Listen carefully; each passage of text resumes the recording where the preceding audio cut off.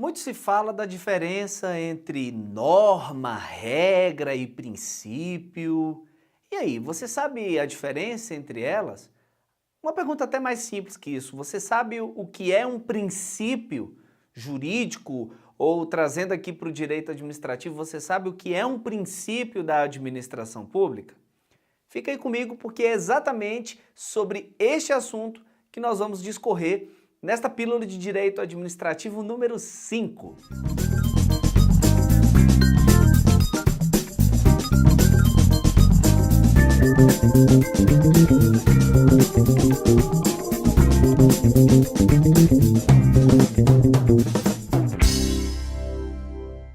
Muito bom. Bem, eu posso dizer, num primeiro momento, que norma é um gênero. A norma jurídica é um gênero que envolve regras jurídicas e princípios jurídicos. Portanto, quando eu falo regra, a regra é uma norma. Quando eu falo princípio, o princípio é uma norma. A ideia da força normativa dos princípios. Ou seja, os princípios eles têm tanta obrigação, eles geram tanta obrigação quanto uma regra, porque o princípio também é uma norma. Então você tem aqui em cima normas e, como espécie de normas, você tem as regras e você tem os princípios. Até aqui é bastante simples e o ponto essencial mesmo é distinguirmos regras de princípios jurídicos. O que nós podemos afirmar? Bem, a ideia das regras é se referir a um comando que será aplicado numa situação específica.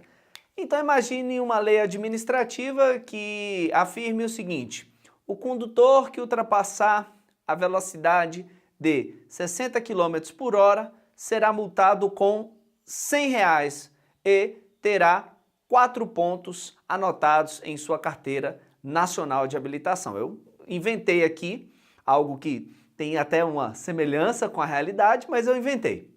Bem, essa é uma regra. Por quê? Porque ela trata de uma situação específica. Qual situação? O condutor que ultrapassar determinada velocidade. E, diante dessa situação específica, a regra vai prescrever um comando. Qual é o comando? Se esta situação vier a acontecer, haverá uma consequência de punição, uma multa de R$100 e 4 pontos anotados na CNH. Ponto. A regra, então, ela atua naquilo que, por exemplo, Humberto Ávila, um grande hermeneuta, vai afirmar, e também tributarista, né? Vai afirmar tudo ou nada. Ou seja, ou a regra se aplica naquela situação, ou ela não se aplica. Essa é a ideia de uma regra jurídica. Então, quando você vê lá os comandos da Lei 8666, os comandos da Lei 8.112, os comandos da Lei 8429, que é a Lei de Improbidade Administrativa e assim por diante, você está se deparando com regras jurídicas que vão prescrever uma determinada situação e vão dar a essa situação alguma consequência jurídica. Por outro lado, os princípios eles não se referem a um comando que será aplicado a uma situação específica. Os princípios se referem a um padrão de comportamento, uma diretriz, uma forma de agir que a administração vai adotar em diversas situações. Então, quando você pensa lá, por exemplo, o princípio da moralidade.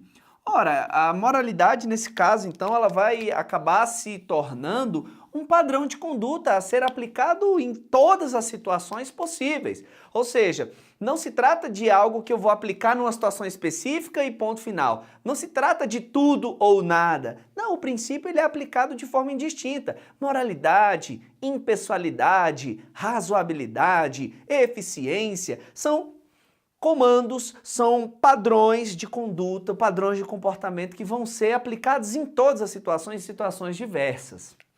Bem, uma segunda diferença entre regras e princípios é a que quando você tem conflito entre regras, uma regra diz uma coisa e outra regra diz outra, você vai resolver esse conflito ou pela ideia da exceção, ou seja, uma regra vai comportar exceção em relação à outra. Olha, eu vou aplicar o comando da regra A todas as vezes, exceto quando se tratar de um comando B. Ou pela regra da nulidade. ou pela ideia da nulidade. Ou seja, quando eu não puder ter as duas regras, uma sendo exceção à outra, eu então vou trabalhar com a ideia de nulidade. Uma regra anula a outra. Eu vou dar exemplos porque talvez você tenha que ficar pensando, poxa, exceção, nulidade, professor, eu não entendi muito bem. Então tá, vou te dar um exemplo. A Lei 8.112 diz assim que o recurso será interposto pelo servidor quando ele quiser recorrer de alguma decisão que o afete, ele tem até 30 dias para entrar com recurso. Se você vai à Lei 9784, que é a Lei do Processo Administrativo Federal, ela vai estabelecer um prazo bem menor. Ela vai dizer que o prazo para interposição de recurso é de 10 dias. Ou seja, eu tenho um conflito entre normas. A 812 diz que é 30, a 9784 diz que é 10. Utiliza-se para resolver esse conflito o critério da exceção. Qual é a exceção? Uma regra vai ser aplicada numa determinada situação e, excepcionalmente, vai se aplicar outra regra. Vamos entender. A Lei 9784 não é a lei do processo administrativo, não é a lei geral do processo administrativo, significa que, em regra, eu vou aplicar o prazo de 10 dias. Agora, como a Lei 8.112 é uma lei específica que trata do servidor público, então o que acontece? Quando eu tiver a ideia de que alguém vai entrar com recurso administrativo, como regra, o prazo para entrar com recurso, 10 dias.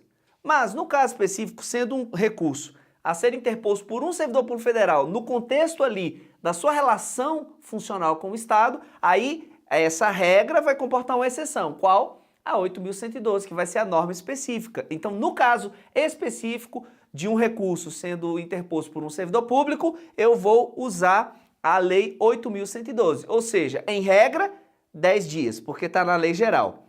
Excepcionalmente, 30 dias, porque está na lei específica. Então, um dos critérios para se adotar essa exceção é, por exemplo, esse critério da especialidade. A lei específica prevalece sobre a lei geral. E é uma forma que se tem de resolver esse conflito entre essas normas. Existe também lá o critério da temporalidade. A lei mais nova revoga a lei mais antiga.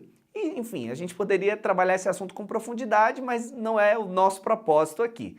E a regra da nulidade é assim, quando você tem uma lei que anula a outra. Por exemplo, uma lei ordinária que dispõe sobre um assunto e o dispõe de forma contrária à Constituição Federal. Neste caso, a Constituição Federal vai importar, ela está em conflito com essa lei ordinária e vai importar na nulidade dessa lei ordinária, ou seja, ela vai ser declarada inconstitucional. Ou seja, você resolve conflito de regras assim, ou uma vai ceder espaço à outra, ou seja, uma vai ser aplicada em detrimento da outra, ou uma vai extinguir a outra. Agora, quando se fala de princípios, não. Quando eu tenho conflito entre os princípios, esse conflito, via de regra, ele é resolvido pelo critério da harmonização. E uma palavra que também é muito utilizada é a ponderação.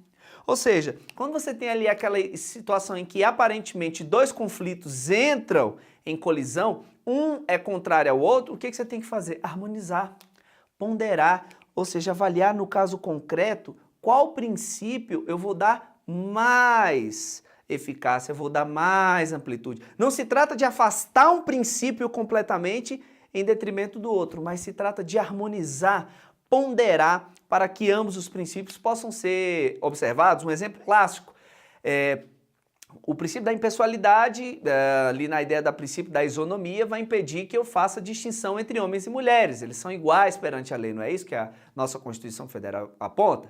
Logo, se eu estabelecer que no edital de um concurso público só possam se inscrever candidatos do sexo feminino, eu estaria estabelecendo uma quebra de isonomia.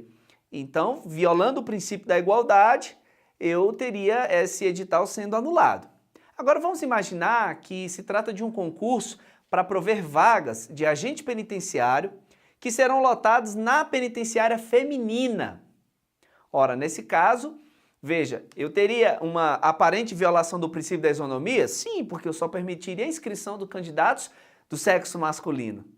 Mas por que esse edital não vai ser anulado nesta situação hipotética? Porque existe um outro princípio que vai também incidir sobre a situação, o princípio da razoabilidade. Não é razoável, não é sensato, não é equilibrado você admitir que numa penitenciária feminina você tem ali qualquer número de agentes do sexo masculino, até por uma questão de revistas e coisas do tipo. Nós já sabemos como funciona.